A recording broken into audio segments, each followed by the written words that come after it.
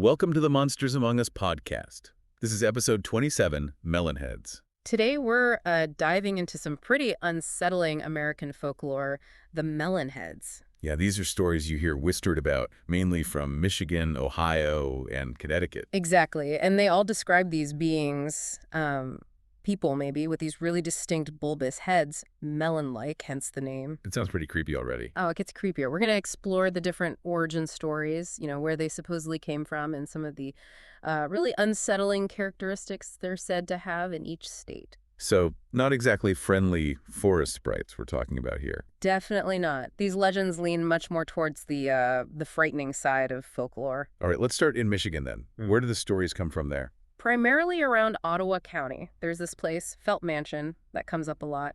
And the forests, sort of the southern forested bits. Felt Mansion? Yeah. Okay.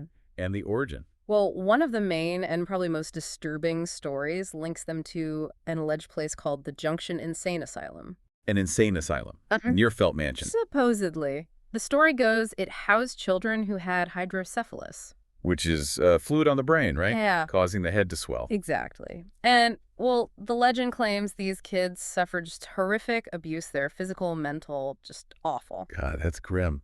So how does that lead to melon heads in the woods?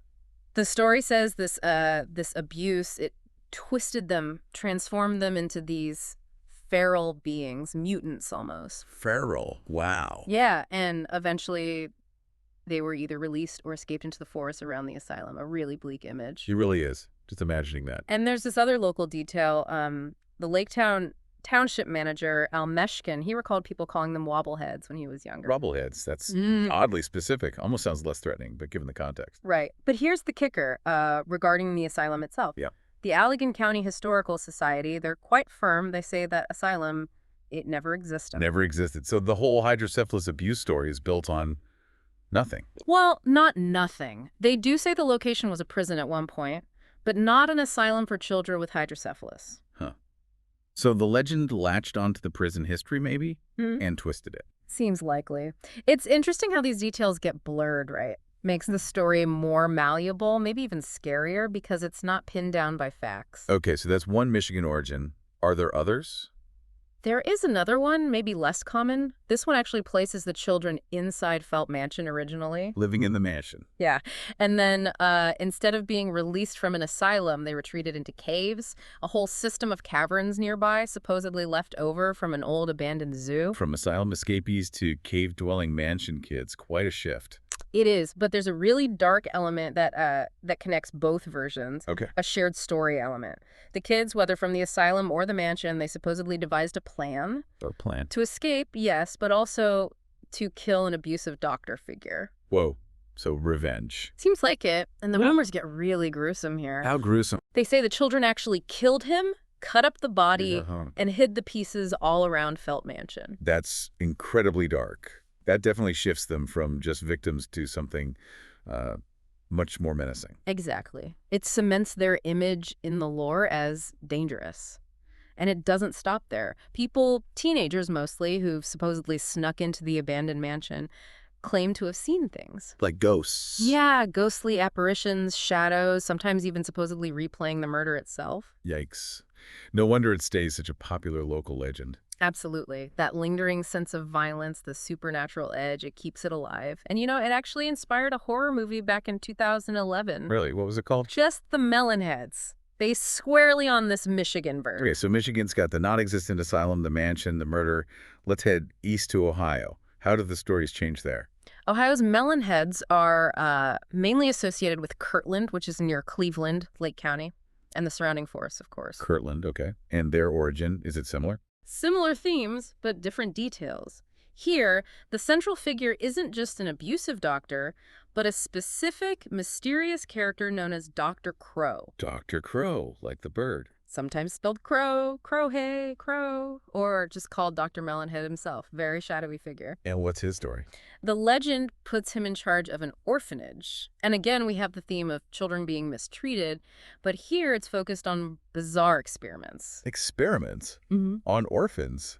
This sounds even worse. Yeah, the stories claim he performed these, let's just say, highly unethical experiments on the kids in his care. Leading to the Melon Head appearance. That's the explicit link in the Ohio version. Yeah. The experiment supposedly caused their heads to become huge and hairless and other sort of malformed bodies. Is there any detail on what he supposedly did? Some variations claim some children already had hydrocephalus, and Dr. Crow actually injected more fluid into their brains. That's monstrous, just deliberately making it worse. It's a really, really nasty detail, isn't it? Designed to be disturbing. So what happened to Dr. Crow and the kids in this version? Well, much like the Michigan story, the horror culminates in violence. The children allegedly turned on him. They kill him too. Killed Dr. Crow, yes. And then, according to the legend, they burned the orphanage to the ground. Another cycle of abuse leading to violent retribution. Pretty much. But the Ohio story has a particularly chilling aftermath. Oh. After the fire, they didn't just vanish. They're said to have retreated into the local forests. Wisner Road is mentioned a lot, and Chardon Township. Okay, lurking in the woods like Michigan. Yes. But with a truly terrifying addition, the Ohio legend claims they feed on babies. Feed on babies. Seriously. That's the legend. It totally elevates them from tragic figures or simple escapees to, well, active predators in the local mindset. Wow, okay, that is significantly scarier. No wonder people report sightings. Yeah, sightings along Wisner Road and in Chardon are still talked about. It keeps the fear alive. Has this version gained traction, like, online? Oh, definitely. Websites like Creepy Cleveland, Dead Ohio, they feature the Melon Heads prominently. It's a big local legend online. And movies. Any Ohio Melonhead movies? Yep. There was Legend of the Melon Heads in 2010, based on this Ohio version, Heck yeah. and a segment in a 2018 horror anthology called The Field Guide to Evil. That one had a story where a man's son gets transformed into one, and even a very recent one, 2024, called The Melon Heads, House of Crow. So the fascination, or maybe the fear, is still potent. But, like the Michigan asylum, is there any truth to Dr. Crow? Well, that's the thing. Research suggests Dr. Crow probably didn't exist either. Another phantom figure at the heart of the horror. It's weird how that happens. It really is. It makes you wonder how these very specific, terrifying details get started and stick around without any real basis. All right, so Michigan, Ohio, now Connecticut. What's the Melonhead situation there? Connecticut might have the most widespread and varied Melonhead lore. It pops up all over southwest Connecticut. Like where specifically? Southern Litchfield County, Fairfield County, western New Haven County. Towns like Trumbull, Shelton, Monroe, Easton, Seymour, Southbury come up a lot.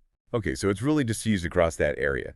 What are the origin stories there? There are a couple of main ones. One is, again, tied to an institution, but with a fiery twist. Another asylum. An asylum for the criminally insane, this time in Fairfield County. The story goes, it burned down in the fall of 1960. Burned down. What happened to the inmates? Well, the legend says most staff and inmates died, but a small group, maybe 10 to 20, escaped into the woods. Okay, escapees again. How do they explain the heads in this version? Because it wasn't experiments or pre-existing conditions this time. This is where the Connecticut story gets particularly gruesome, even compared to the others. How so? To survive the harsh New England winters out in the woods, the legend claims they resorted to cannibalism. Cannibalism? Yes, and inbreeding within the small, isolated group. That's supposedly what led to their hydrocephalic appearance over time. Wow. That's a horrifying explanation. Yep. Survival horror turned into body horror. Exactly. And, there are variations sometimes. It's not an asylum, but a business or a campground that burns. And it's employees or campers who escape. But that core idea of desperate survival leading to this state often remains. Okay, that's one version. What's the other main Connecticut story? The other one goes further back into colonial times. It involves a family. A family, not an institution. Right, a family from the Shelton-Trumbull area, supposedly. The legend says they were banished. Banished. For what? Accusations of witchcraft. Witchcraft. Okay, so we've got colonial outcasts now. Exactly. And similar to the other stories, they retreated deep into the woods to live in isolation. In the Melonhead look. Again, attributed to generations of inbreeding within this shunned, isolated family. So whether it's escaped inmates or a banished family, the outcome is isolation and this distinct physical trait. That seems to be the common thread. But in Connecticut, there's also a very consistent claim about their behavior. Which is? They're not just reclusive. The legends almost always state they actively prey on humans. Prey on them, like hunt them. Yeah, anyone who wanders too deep into their territory, they're part of the woods.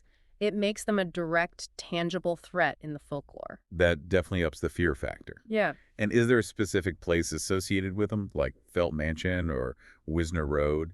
Less of a single building, more of a type of place. People talk about Dracula Drive. Dracula Drive, is that a real road name?